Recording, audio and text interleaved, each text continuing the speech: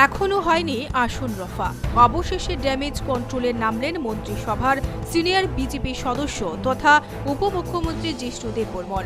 জরুরি তলব করলেন আইপিএফটির সম্পাদক তথা রাজ্যের বনমন্ত্রী মেবার কুমার জমাতিয়াকে। সরকারি আবাসে রুদ্ধদ্বার বৈঠক করলেন জিষ্ণু মেবার।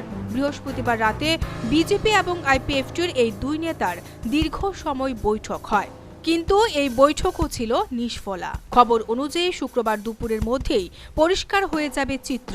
বিজেপি 2 আসনের জন্য ঘোষণা করতে পারে প্রার্থীর তালিকা, তবে প্রস্তুত আইপিএফটিও।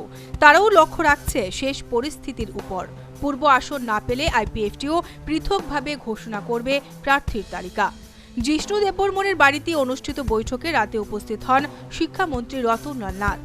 বিজেপি নেতৃত্ব ঠাড়ে ঠুড়ে বুঝিয়ে দেন তারা নিজেদের সিদ্ধান্তে অটল থাকবে। খবর অনুযায়ী বিজেপি নাকি পূর্ব আসনের জন্য বিকল্প পথ দেখিয়েছে আইপিএফটিকে।